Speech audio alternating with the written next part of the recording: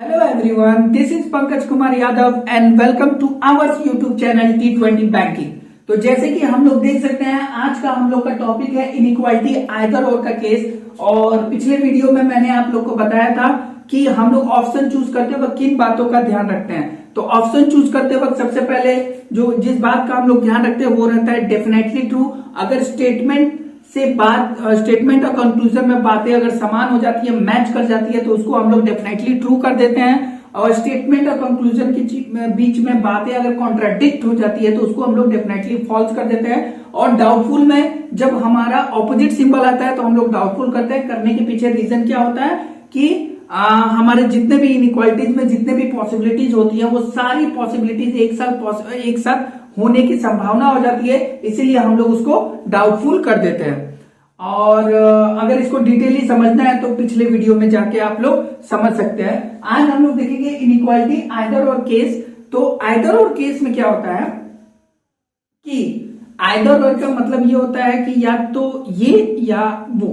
अगर दो ऑप्शन दिए गए हैं और दोनों ऑप्शंस में से कोई एक कहा जा सकता है। जैसे कि फॉर एग्जांपल अगर हम लोग एक कॉइन टॉस अप करते हैं और आके और वो हाथ में आता है, मतलब उसको हाथ में कलेक्ट कर लेते हैं और कलेक्ट करने के बाद पूछा जाता है कि हेड या टेल। तो जब हम लोग वो बात को कंफर्म नहीं कर सकते कि हेड ही आया है या इस बात को कंफर्म नहीं कर सकते कि टेल ही आया है, हम लोग एक ही बात बोलेंगे या तो हेड है या टेल है, मतलब आइदर हेड और टेल, यही बात हम लोग कहते हैं। तो आइदर और में सबसे पहली बात ये ध्यान रखिएगा कि आइदर और तभी लगता है जब दो चीजों का कंपैरिजन किया जाता है। और इनइक्वालिटी में आइदर और के केस कहाँ आते हैं, जहां पे हमारे जो कंक्लूजन दिए गए हैं वो दोनों कंक्लूजन इंडिपेंडेंटली अपने आप के तौर पे डाउटफुल हो जाए, गलत हो जाए, लेकिन उन दोनों में से किसी एक का होना एकदम पक्का हो, तब हम लोग आइदर और के केस को इस्तेमाल करते हैं। और एक बार ध्यान से सुनिए, जो दोनों कंक्लूजन दिए जाते हैं, तीन कंक्लूजन में आइदर और का केस नहीं आएगा, दो कंक्लूजन में ही आइदर और का केस आएगा। और जो दोनों कंक्लूजन दिए जाते हैं उसमें अगर इंडिपेंडेंटली दोनों कंक्लूजन डाउटफुल हो जाएं और उन दोनों में से किसी एक का होना पक्का हो, तब हम लोग उसको क्या कहते हैं, आइदर और कहते हैं। जैसे कि फॉर एग्जाम्पल एक एग्जाम्पल ले लेते हैं, A is greater than B और B is smaller than equals to Q. ये हमारा स्टेटमेंट आ गया है।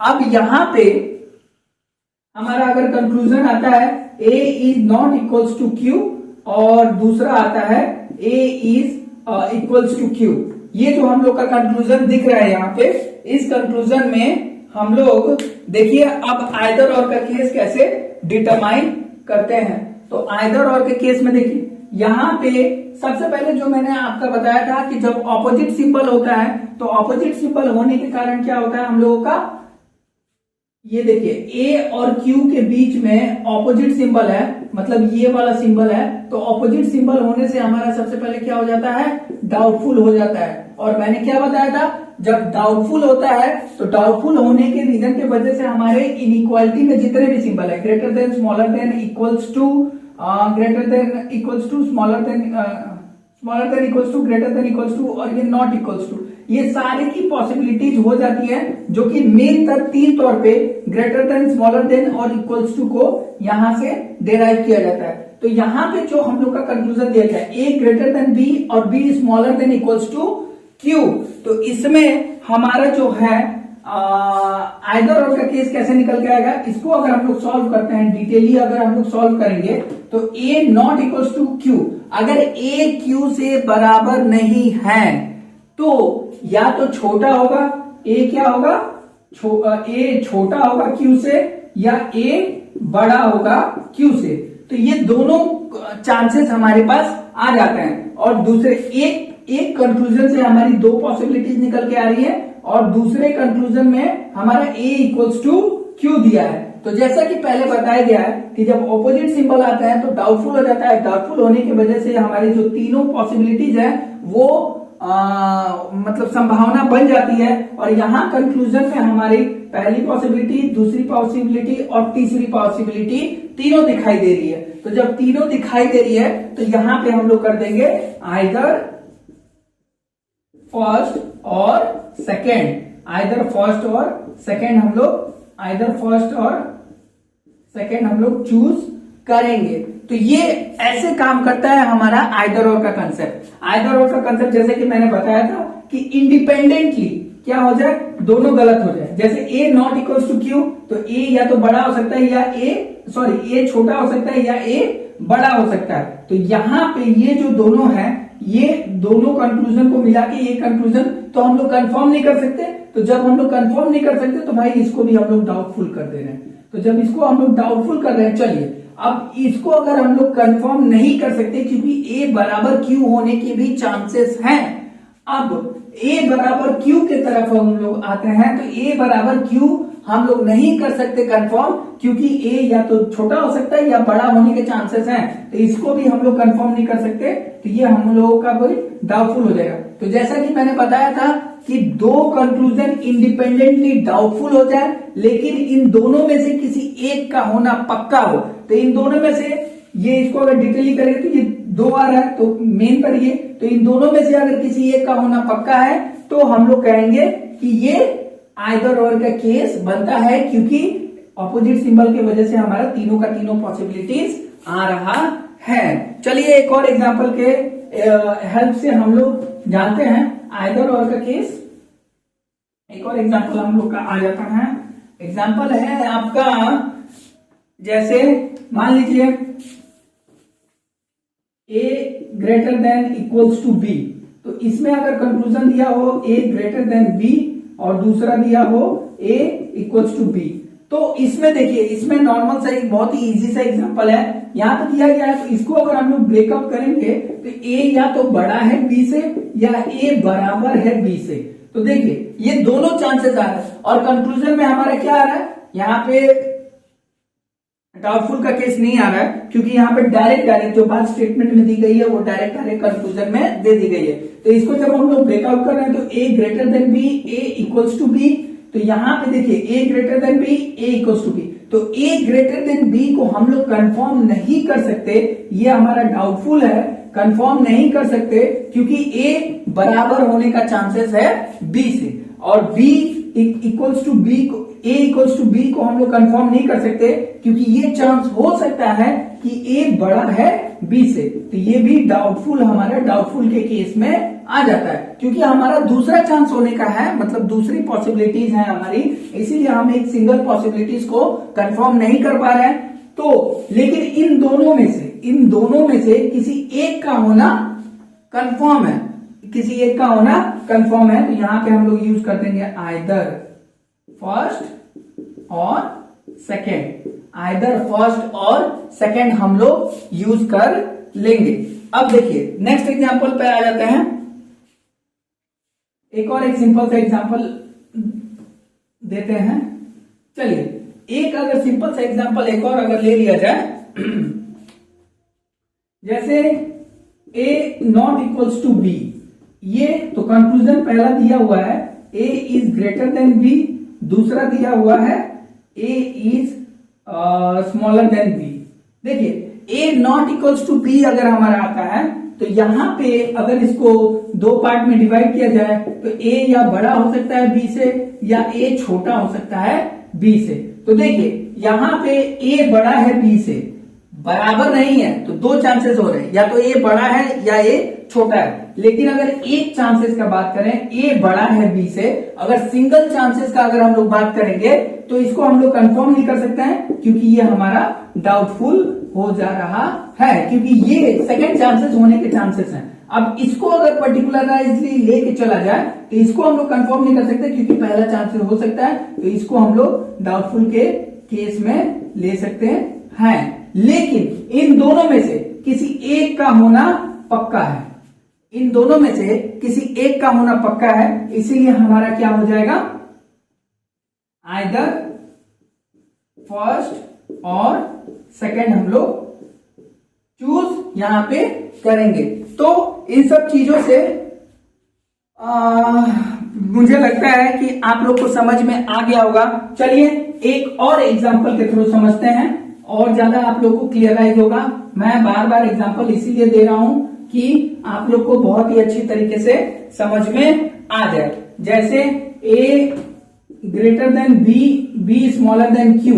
अब यहां पे मैं दूंगा यहाँ पे a greater than equals to b और दूसरा दूंगा a स्मॉलर देन b। यहां पे हमारे देखिए, अब इसको अगर हम लोग यहां पे देखिए हमारा क्या हो जा रहा है, ऑपोजिट सिंबल हो जा रहा है। प्रीवियसली मैंने जो क्वेश्चंस आपको करवाए थे वहां डायरेक्ट टू डायरेक्ट स्टेटमेंट दिया हुआ था, जिसमें जो बातें स्टेटमेंट में कही गई हैं वही बातें दो प्रकार से कही गई हैं, इसीलिए वहां पे आइदर और यूज किया गया था। लेकिन इस स्टेटमेंट में हमारा फिर से क्या आ जा रहा है, ऑपोजिट सिंबल। तो जब हमारा ऑपोजिट सिंबल आ जाता है तो हमारे कितने चांसेस हो जाते हैं, या तो ग्रेटर देन या स्मॉलर देन या इक्वल्स टू। सारे चांसेस जो होते हैं वो हमारे पॉसिबल होने लगते हैं। तो यहां देखिए, इसको अगर हम लोग सॉल्व करेंगे, तो इसको अगर हम लोग डिटेली सॉल्व करते हैं तो एक केस हो सकता है a ग्रेटर देन b और एक केस हो सकता है a इक्वल्स टू b। तो जैसे ऑपोजिट सिंबल होने से हमारा डाउटफुल हो जाता है और तीनों चांसेस की पॉसिबिलिटीज बन जाती है।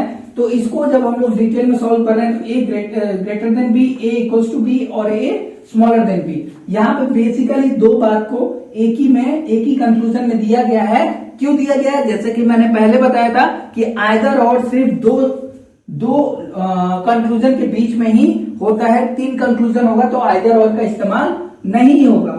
तो दो कंक्लूजन के बीच में, तो इसी दो बातों को एक कंक्लूजन में बना के लिखा गया है यहाँ पे। तो अब यहां से इसको हम लोग बड़ा या बराबर नहीं कर सकते, क्योंकि हमारा छोटा होने के चांसेस हैं। तो ये हमारा डाउटफुल हो जा रहा है। और यहां से हम लोग छोटा नहीं कर सकते, ए को छोटा नहीं बता सकते, क्योंकि या तो बड़ा होगा या बराबर होगा।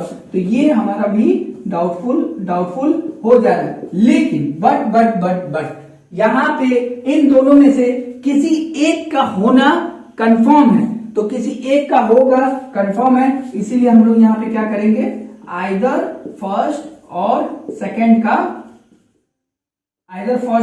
हम लोग यूज करेंगे। अब हम लोग, जैसे कि मैं समझ सकता हूं कि आप लोग को आइदर और का कॉन्सेप्ट इतने सारे एग्जांपल के थ्रू समझ में आ गया होगा। एक और बार बता देते हैं, आइदर और में क्या होता है कि जब दोनों स्टेटमेंट इंडिपेंडेंटली डाउटफुल हो जाए, लेकिन उन दोनों में से किसी एक का होना पक्का हो, तो हम लोग उसको क्या कहते हैं, तब हम लोग वहां पे आइदर और का इस्तेमाल करते हैं। तो हम लोग जैसे डिस्कस कर रहे थे आइदर और केसेस के बारे में, तो ये हमारे कुछ क्वेश्चंस है और इन क्वेश्चंस को हम लोग सॉल्व करेंगे और आइदर और केसेस को और अच्छी तरीके से समझने का कोशिश करेंगे। तो देखिए यहाँ पे आपका स्टेटमेंट दिया गया है, P is greater than R, R is equals to S, S is greater than equals to T and T is smaller than equals to V। Conclusion में आपका T is smaller than R और R is equals to T। तो यहाँ पे दो हमारे conclusion दिए गए हैं, T और R और T। तो T और R, तो कभी भी स्टेटमेंट से कंक्लूजन की तरफ जाते हैं और कंक्लूजन को जब हम लोग स्टेटमेंट में लेके चेक करते हैं, तो पहला जो लेटर दिया होगा उसी से चेक करेंगे। तो T और R है, इसका मतलब T और R से जाना है। तो that equals to T is smaller than equals to S और S इक्वल्स टू R। तो यहाँ पे अगर हम लोग इसको डिटेली सॉल्व करते हैं तो दो पॉसिबिलिटीज आती हैं, T या तो छोटा S से और S R है, R बराबर है, ये एक पॉसिबिलिटी आती है। या दूसरी पॉसिबिलिटी हमारी आती है T बराबर है S से और S बराबर है R से।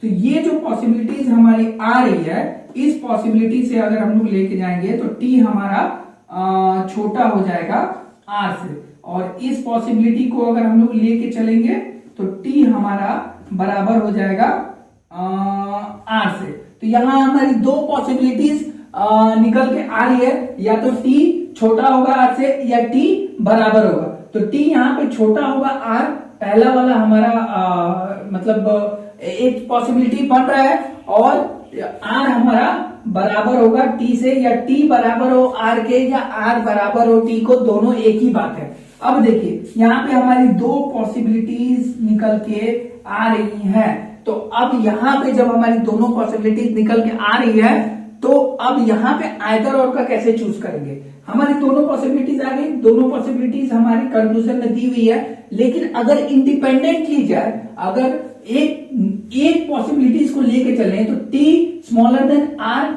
है, चांसेस है, लेकिन उसको कंफर्म नहीं कर सकते क्योंकि क्या हो जाएगा, हमारा बराबर होने के भी चांसेस हैं। तो जब बराबर होने के चांसेस हैं तो हम लोग छोटा कंफर्म नहीं कर सकते, तो ये हमारा क्या हो गया, डाउटफुल हो गया, क्योंकि बराबर होने के चांसेस है। अब दूसरा का देखेंगे तो R बराबर T, यहाँ आ तो रहा है लेकिन हम लोग उसको कंफर्म नहीं कर सकते क्योंकि छोटा होने के चांसेस हैं, तो ये भी हमारा डाउटफुल हो गया। अब हमारे दोनों कंक्लूजन डाउटफुल हो गए, जैसा कि मैंने बताया था कि इंडिपेंडेंटली दोनों कंक्लूजन डाउटफुल हो, बट दोनों का क्या बोलते हैं, दोनों में से कोई एक आना कंफर्म हो। तो यहाँ पे जब दोनों कंक्लूजन है, अब दोनों कंक्लूजन में से ये रिजल्ट निकल के आ रहा है और हमारा क्या हो रहा है, एक पॉसिबिलिटी कंफर्म हो रही है, तो हम लोग यहाँ पे क्या करेंगे, आइदर और का केस बनाएंगे। तो हम लोग यहाँ पे यूज करेंगे, यहाँ पे आइदर फर्स्ट और सेकेंड, आइदर फर्स्ट और सेकेंड हम लोग यूज करेंगे। तो ये एक एग्जांपल हुआ हमारा। चलिए अब नेक्स्ट एग्जांपल की तरफ से बढ़ते हैं। यहाँ पे r smaller than equals to u, u equals to b और b स्मॉलर देन s और b smaller than equals to x। यहाँ पे कंक्लूजन है x और r और x इक्वल्स टू r।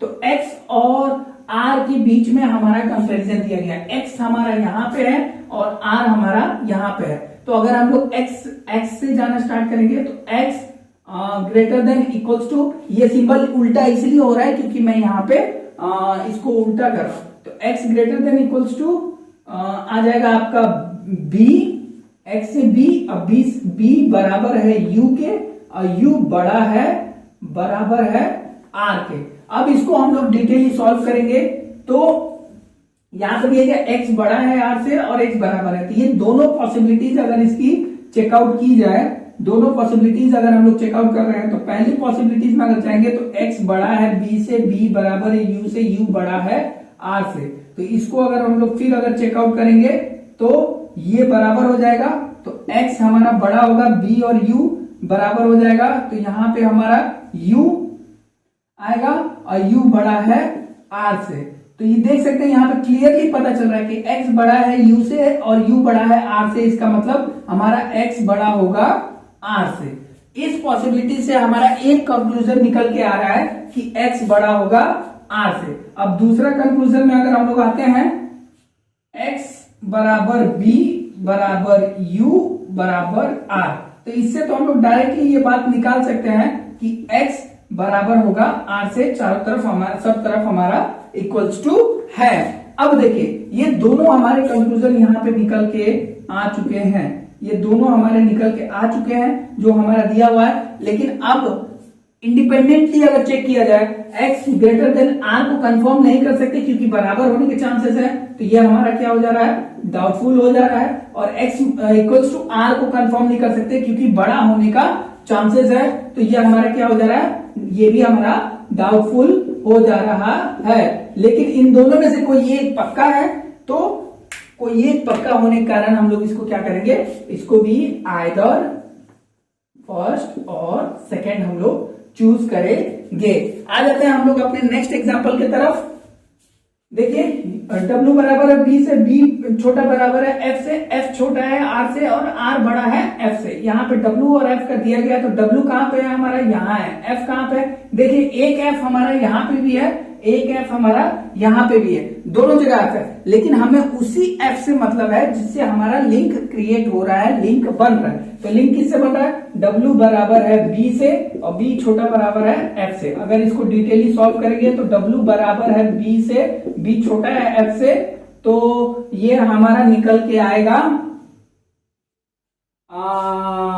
इसको हम लोग बराबर कर सकते हैं, तो ये हमारा आ जाएगा W छोटा है F से, क्योंकि W बराबर B है।